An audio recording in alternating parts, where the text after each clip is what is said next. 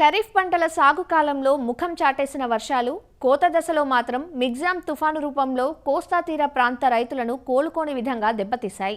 ఉమ్మడి ప్రకాశం జిల్లాలో ప్రధానంగా సాగవుతున్న వరి, పొగాకు, కంది, మినుము, శనగ, వేరుశెనగ పంటలు నీటిపాలయ్యాయి.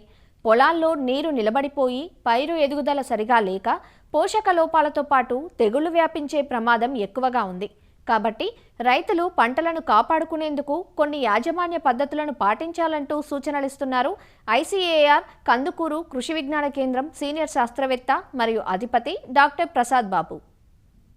ఈ మిచోంగ్ తుఫాను వల్ల గత 2-3 రోజుల్లో మనకి దాదాపు 120 నుంచి 170 మిల్లీమీటర్ల వర్షపాతం అనేది నమోదవడం జరిగింది. అంటే ఒక నెలలో కురవాల్సినటువంటి వర్షపాతం 2-3 రోజుల్లోనే కురవడం వల్ల అనేక పంట పొలాలు మనకి నీట మునిగాయి. సో ఇటువంటి పరిస్థితుల్లో వివిధ పంటల్లో మనం తీసుకోవాల్సినటువంటి యాజమాన్య పద్ధతులు తెలుసుకొని ఆ విధంగా మనం చర్యలు చేపట్టినట్లయితే మనం త్వరగా పంటలను సాధారణ స్థితికి తీసుకొచ్చేదానికి అవకాశం ఉంటుంది. ముందుగా మనకి పొగాకు పంటలో చూసినట్లయితే ఎక్కడైతే నీళ్ళు నిలబడ్డాయో అక్కడ త్వరితగతిన కాలువల ద్వారా నీటిని బయటికి తీసివేయాలి. అలాగే అధిక వర్షాల వల్ల చనిపోయి మొక్కలు ఎక్కడైతే ఖాళీలు ఏర్పడ్డాయో అక్కడ కొత్త నారును నాటుకోవాలి. ఈ నారు నాటుకునే ముందు 1 లీటర్ నీటికి 2 గ్రాములు కాప్రాక్సీ క్లోరైడ్ మందును కలుపుకొని పాదులో పోసుకొని నాటుకున్నట్లయితే మొక్క అనేది త్వరగా నిలబడి ఎదగడానికి అవకాశం ఉంటుంది.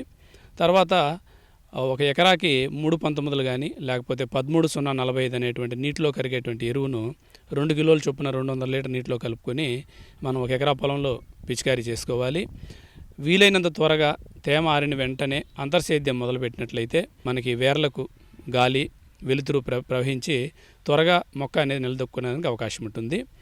అలాగే ఈ పొగాకులు అధిక వర్షాల వల్ల వేరుకుళ్ళు తెగులు వచ్చేటువంటి అవకాశం ఉంది. దీని నివారణకు మనకి లీటర్ నీటికి 2 గ్రాములు కాపరాక్సీ క్లోరైడ్ కానీ లేదా 2 గ్రాములు మైలుతుత్తం ద్రావణాన్ని లీటర్ నీటిలో కలుపుకొని మనం మొక్క మొదల్లో భూమి బాగా తడిచేలాగా పోసుకోవాలి. అలాగే పొగాకులో ఈ లద్దె పురుగు వచ్చేటువంటి సమస్య కూడా ఎక్కువగా ఉంది. కాబట్టి ఈ లద్దె పురుగు నివారణకు ఎకరాకి 10 లింగాకర్షక బుట్టలు పంట కంటే ఒక అడుగెత్తులో పెట్టుకోవాలి. 10,000 ppm వేప నూనెను 500 మిల్లీలీటర్లు ఎకరాకి పిచికారీ చేసుకోవాలి. అలాగే ఈ విషపు ఎర అంటే 2.5 కిలోల బెల్లము 5 లీటర్ల నీటిలో కలుపుకొని దానికి 100 గ్రాములు ఇమామెక్టిన్ బెంజోయేట్ అనేటువంటి మందును కలుపుకొని దాంట్లో 10 కిలోల తౌడు మనం చిన్నగా పోసుకుంటూ కలుపుకుంటూ మనకి ఈ చిన్న ఉండల్లాగా చేసుకుని సాయంత్రం పూట పొలాల్లో చల్లినట్లయితే ఈ లద్దె పురుగులు అనేది దానికి ఆకర్షించబడి అవి తిని చనిపోవడం జరుగుతుంది. తర్వాత మనకి అపరాల పంటలైనటువంటి శనగ, కంది, మినుము కూడా మనకి ఈ ముంపుకు గురేయడం జరిగింది. ఈ పంటల్లో తీసుకోవాల్సినటువంటి జాగ్రత్తలు చూసినట్లయితే ముందుగా నిలబడినటువంటి నీటిని మనం బయటికి తీసేయాలి. తర్వాత ఇందులో ఈ ఐరన్ లోపం అంటే ఇనుము ధాతు లోపం వచ్చేటువంటి అవకాశం ఎక్కువ ఉంది. కాబట్టి ఎకరాకి ఫెర్రస్ సల్ఫేటు 1 కిలో, దానికి ఒక 200 గ్రాములు నిమ్మ ఉప్పు, 4 కేజీల యూరియా కలుపుకొని వెంటనే పంట మీద పిచికారీ చేసుకోవాలి.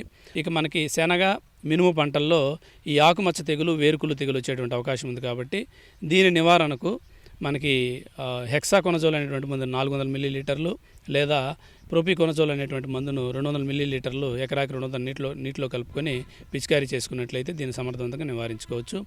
అదే కంది పంటలో లేదా మన మినుము పంటల్లో చూసినట్లయితే ఈ వర్షాలు తగ్గిన తర్వాత మారుగా మచ్చల పురుగు వచ్చేటువంటి అవకాశం ఉంది. కాబట్టి దీని నివారణకు ఎకరాకు నివాలురా అనేటువంటి మందును 200 మిల్లీలీటర్లు లేదా క్లోరిపైరిపాస్ అనేటువంటి మందును 500 మిల్లీలీటర్లు మనం పిచికారీ చేసుకున్నట్లయితే దీన్ని కూడా మనం సమర్థవంతంగా నివారించుకోవచ్చు.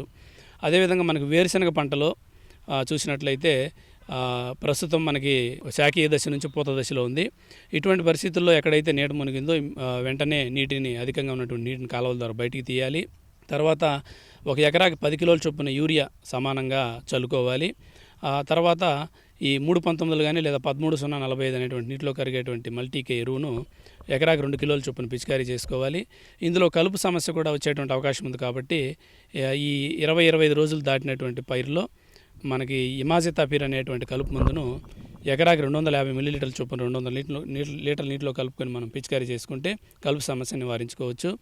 అదేవిధంగా వేరుశెనగలో ఈ తేమను ఉపయోగించుకొని ఇంకొక 10 రోజుల తర్వాత ఈ జిప్సం ఎరువును 200 కిలోలు ఎకరాకి సమానంగా వేసుకుని అంతర్సేద్యం కానీ చేసుకున్నట్లయితే మనకు మొక్కకు కావాల్సినటువంటి సల్ఫరు కాల్షియం అంది ఈ మొక్కల నుంచి అవుట్ కూడా బాగా వచ్చేదానికి అవకాశం ఉంటుంది. ఇక మనకి పత్తి విషయానికి వచ్చినట్లయితే పత్తిలో మనకి ఈ అధిక వర్షాల వల్ల నీరు నిలబడ్డాయి. వీటిని ఇమీడియట్గా బయటికి తీసేసి ఈ పోషకాల లభ్యత కొరకు 1 కిలో 3/19 కానీ లేదా 2 కిలోల 13-0-45 అనే ఎరువును పైపాటుగా పిచికారీ చేసుకోవాలి. ఈ 13-0-45 కానీ 3/19 ఎరువు కానీ ఏ పురుగు మందులో అయినా తెగులు మందులో అయినా కానీ కలిపి పిచికారీ చేసుకోవచ్చు. వర్షాలకు అఫెక్ట్ అయినటువంటి పంటల్లో ఈ విధమైనటువంటి యాజమాన్య పద్ధతులు చేపట్టినట్లయితే పంటలు త్వరగా కోలుకొని మనకి దిగుబడులు తగ్గకుండా మంచి దిగుబడులు తీసుకునేదానికి ఆస్కారం ఉంటుంది.